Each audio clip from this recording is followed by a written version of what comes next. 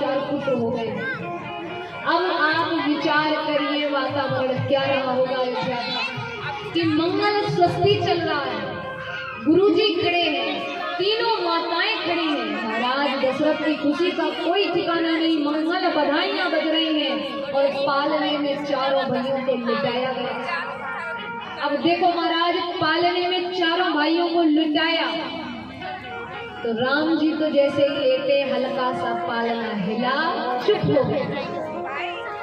पर लक्ष्मण जी इतना रोए कि वो नहीं बंद ना करे। तब अब जब रोना बंद नहीं कर रहे तो सबकी चिंता बढ़ गई कि वैद्य को लाओ, औषधियां लाओ, नजर उतरवाने वाले लाओ, ज्योतिषी लाओ, रोना ही बंद नहीं कर रहे। तब एक कवि ने बड़ा ही प्यारा भाव लिखा है कि राम जी रोना बंद कर चुके हैं पर लक्ष्मण जी इतना क्यों रो रहे हैं, इतना अच्छा वातावरण बना है, मंगल स्वस्ति चल रहे। तो पालने में लखनवा राम जी लिटाए गए, लेटते ही करुणा सदन चुप हो गए। राम जी लेटे, पालना हिला, चुप हो गए। तो पालने में लखनवा राम जी लिटाए गए, लेटते ही करुणा सदन चुप हो गए। किंतु लक्ष्मण कुछ ऐसा तेज रोए, उन्हें रोता देख धरती गगन चुप हो गए। बहुत रोए, धरती गगन चुप हो गए। तो किंतु लक्ष्मण कुछ ऐसा तेज रोए, उन्हें रोता देख धरती गगन चुप हो गए। राज्य वेद आए कोई रोग ने बता सका तो, कि राज्य वेद आए कोई रोग ने बता सका तो, ज्योतिषी भी करके यतन चुप हो गए। ज्योतिषी आए, वैद्य आए, सब अपने यतन कर चुके हैं, लेकिन गुरु जी को पता है ये है शेषावतार, ये बराबरी पे थोड़ी ले लेंगे। तो राज्य वेद आए कोई रोग ने बता सका तो, ज्योतिषी भी करके यतन चुप हो गए।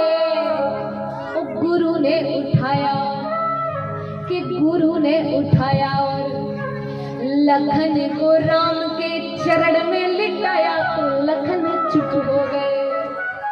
कि गुरु ने उठाया लखन को राम के चरण में लिटाया, तो लखन चुप हो गए। तुरंत रोना बंद कर दिया, वरना ऐसा रो रहे थे कि धरती गगन सब कांप जाए महाराज। तो महाराज इस प्रकार से सुंदर बाल लीलाएं ठाकुर जी कर रहे हैं। कभी गुटवन गुटवन चल रहे हैं, कभी पैरों में पायल बांध के चल रहे हैं। महाराज बड़े खुश हो रहे हैं। और देखिए महाराज, ये तो कहने को है कि श्री राम जी की बाल लीलाएं बड़ी साधारण है या उनका उतना वर्णन नहीं है। राम जी की लीलाएं, बाल लीलाएं जितनी भी है, कोई भी साधारण नहीं है। उन्होंने इतनी सुंदर लीलाएं करी, इतनी सुंदर लीलाएं कि तुलसीदास जी महाराज की लेखनी उसका वर्णन नहीं कर पाए, इसलिए वर्णन नहीं मिलता है। कहते हैं कृष्ण जी की तो बहुत लीलाएं मिलती हैं, पर राम जी की लीलाएं कम इसलिए क्योंकि तुलसीदास जी महाराज, वाल्मीकि जी प्रयास कर करके हाथ जोड़ लिए भगवान के कि प्रभु इतनी रसमयी लीला का वर्णन हम नहीं कर पाएंगे, अगर इस लीला का वर्णन कर देंगे तो फिर आगे हम रामायण या रामचरितमानस लिखने के लायक ही नहीं बचेंगे, आप नहीं हो जाएंगे। तो ये सुंदर भाव रहे हैं। राम लक्ष्मण भरत शत्रुघ्न चारों भाई हुए हैं। तो महाराज अगर आप इनमें से किसी एक भाई का भी चरित्र अपने जीवन में थोड़ा बहुत उतार तो महाराज जीवन सफल हो जाएगा। कहते राम से भाई हो, लक्ष्मण से सेवादार हो। आजकल तो भाई भाई की बात न माने, लक्ष्मण जैसे पीछे कैसे चले। और पूरे विश्व में केवल राम जी ही ऐसे हैं जिनकी उजली परछाई है, बाकी प्रत्येक व्यक्ति की परछाई जो है काली है। उनकी परछाई कौन है? लक्ष्मण जी।